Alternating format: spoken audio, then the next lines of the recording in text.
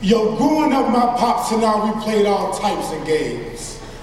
From freeze tag to football, throwing frisbees to boomerangs. Yo, boomerangs.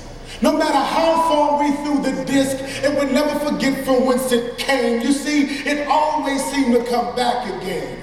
And yo, I love shooting hoops with pops, because you got points for making goals. And yo, if the game got fouled, then you just got more shots called free throws. And listen, as Simon says, you could always win as long as you did what you was told. You see, my pops and I played anything from Nintendo to dominoes. But it seemed like our most played game was hide and go seek.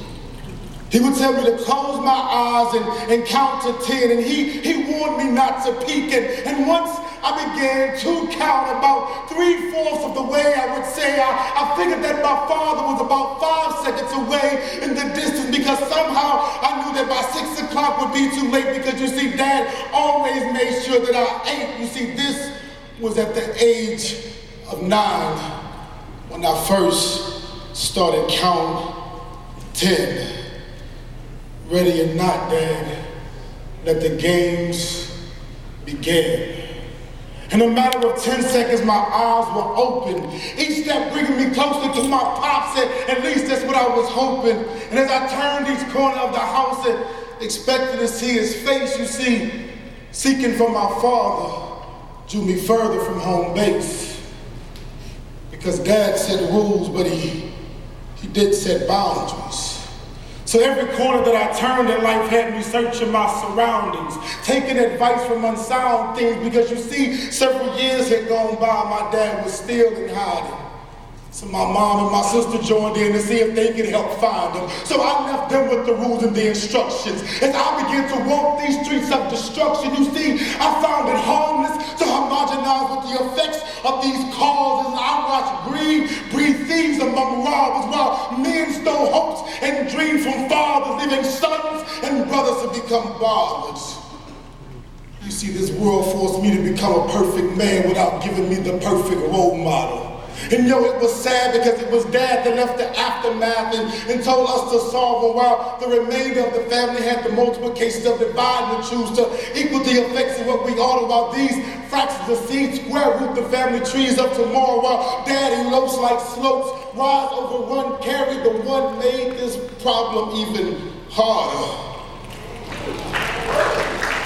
Tell me, how do you balance the equation of a family without the presence of a father? Because Dad, this equation minus your existence is senseless. The big picture is slaughtered. We're posed in position, but not quite.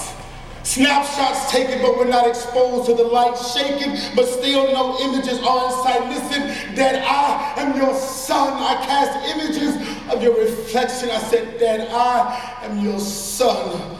Cast images of your reflection. And yo, and my mom says that I look just like you, so now my identity is in question. Because without your presence, I loosen the grip of affection. But somehow, with ease, I clench fists and I bend knees, hoping to run and be relieved of this aggression. But Dad, listen, I've been constantly ripping and running in these streets, and I've been running for far too long that now I got blisters on my feet. So please, come out, wherever you are, because I'm tired of hide and go seek. And listen, I'm tired of playing these games of charades, so please stop acting and just speak. And I need you to talk to me. And Dad, I just want you to listen. You see, Bob, she's been acting real strange ever since you came up missing.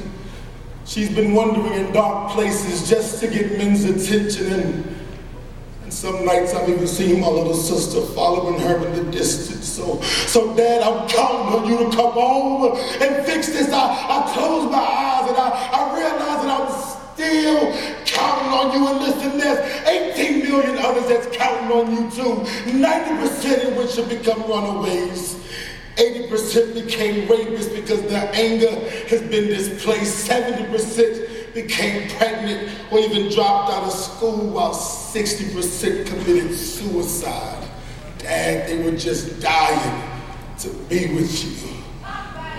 50% lost hope and lost interest, while 40% never even knew of your existence. 30% questioned their sexuality, while 20% was left with an uneducated mentality. And it's sadly that only 10% of men has known family as a normality, because ever since the fall of man, this nation has lost its standing, and we've landed into fatherlessness, which opened our home to unwelcome guests, defibrillated our hearts into cardiac arrest. But with the ruach of God, our lives have been recessed, restored the heart of the father back into the children, and the children's hearts back into the father, restoring the family structure into the place in which it ought to, dusting the debris from our knees. Yes, we stand harder because we were created in the image of our Father. I said we were created in the image of our Father. I said our Father, which art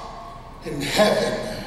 You see, it was with his words that brought us together, equipping us with his visions forever, just so we could see what God is saying. You see, the Word became flesh, and the Word became man.